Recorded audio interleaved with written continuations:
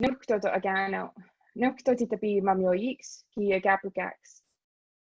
Ninna anastal atagomach gano, ki nigshist anastal, natot saki.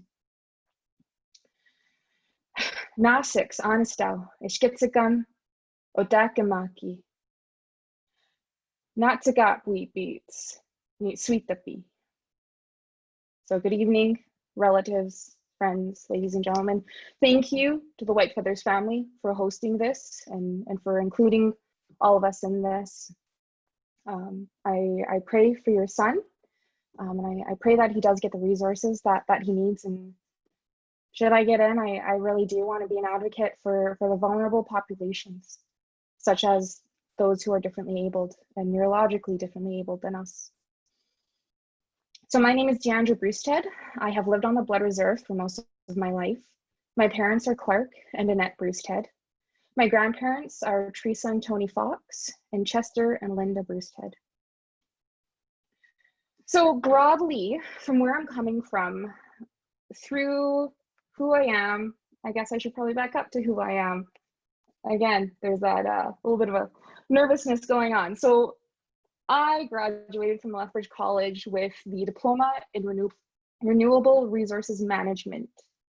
I then got my degree from the University of Lethbridge in environmental sciences. My work experience includes field technician work, so working outdoors, gathering outdoor research on the land through the Alberta Junior Forest Rangers, through restoring bison, wolves, and fire into the Canadian Rockies. That was an Earthwatch project. And that project actually took in kind of high school students every year as fellows to give them the field technician training so that they could seek careers in the outdoor field as well. So right after that, right after my graduation of university, I actually became the climate change coordinator with Blood Tribe Land Management for 3 years. And then currently I actually work with an outside organization, Rural Roots to Climate Solutions, as a community energy, solar energy champion. However, due to COVID, it's been limited on building awareness with the public. So this is still a lot of the knowledge that I'm gathering about renewable energy I would really like to apply to my platform and to the reserve. So through all that experience, I've realized there's a fundamental disconnect in the traditional holistic mindset of human beings, of Mitsitapi. Our Blackfoot ways of life were interrupted. And we see this disconnect symptomatically in society's struggles with addictions, homelessness, the foster system. But this is a global struggle. This colonial system also disconnected human beings from the land. So my platform is built off of 3 things: environment, community, progress. Healthy environment means a healthy community. And when we're healthy together, then we can progress. So under environment, I have learned that we have lost 70% of our topsoil globally due to erosion from modern land management practices.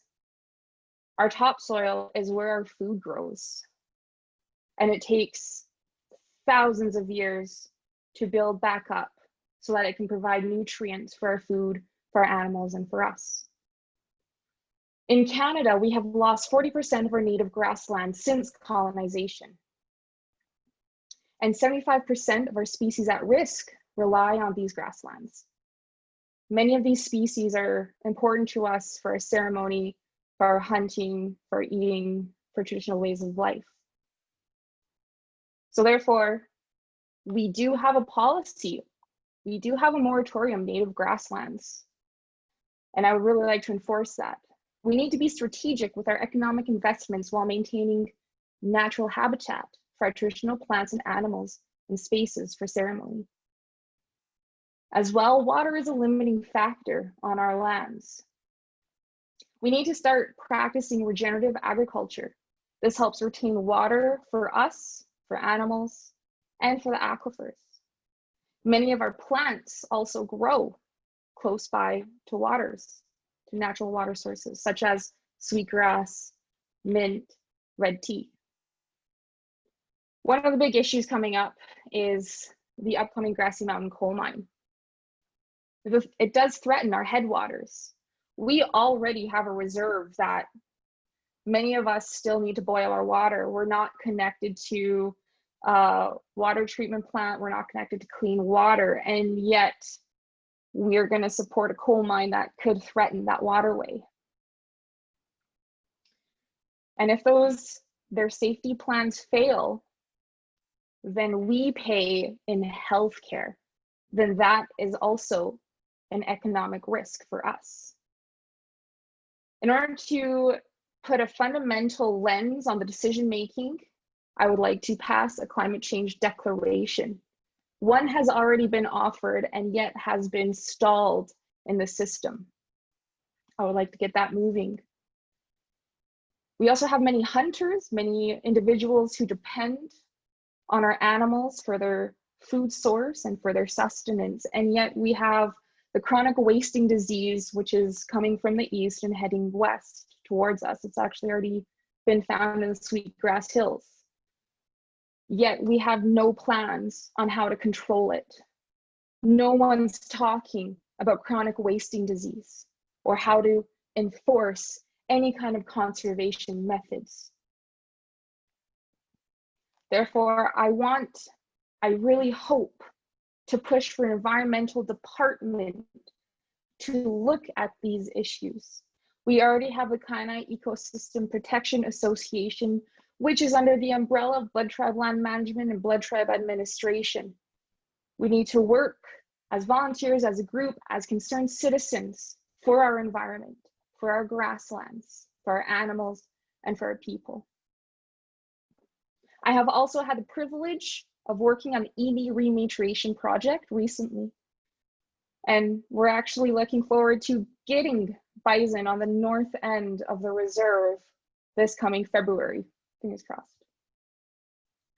Now, with that is a completely, hopefully visionary project that would include programming from many sectors, many departments, many agencies, many entities. While lands or HEPA can put the bison on the land, it is up to the departments, up to everyone else, to look at creative and innovative ideas on working with the buffalo to best help the community, their people, and each other. The second facet of my platform is community. We talk about the differently abled individuals within our people. There was a feasibility study done that showed that, I guess now in less than 10 years, 70% of on-reserve students will be coded for learning disabilities. We as leaders need to be creative in the opportunities that we seek to help empower those who think differently to also apply themselves differently. Just because one is disabled, that doesn't mean they are any less valid to us as Niitsitapi. How can we provide these different opportunities? Is it through different art opportunities? Is it through technology? Or is it my favorite, is it land-based learning and research? We also have an opioid epidemic going on, and I do believe that the reserve is still under emergency status with that. We really need a motion for a task force of experts. There is no answer. No one has found the answer yet. However, we can ask communities what success looks like for them. So we need expert advice for the addictions issues, and we need to build off the successes of local programs to establish the 5 pillars of recovery. For progress, we need to be supporting our innovative plans, our innovative entrepreneurs, and our women. Women's rights are climate rights. We need to mandate economic development to prioritize women entrepreneurs. Is this through better access to childcare? I think so. Motion for an entrepreneur week. Where is our entrepreneur week? How are we celebrating the people who are looking at creative and innovative ways to gain success for themselves?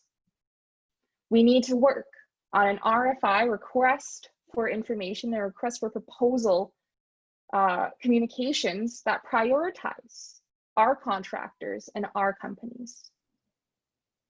And though I have many other things to say, I do believe my time is up. So thank you very much for having me. And I look forward to hearing everyone else's platforms. Thank you.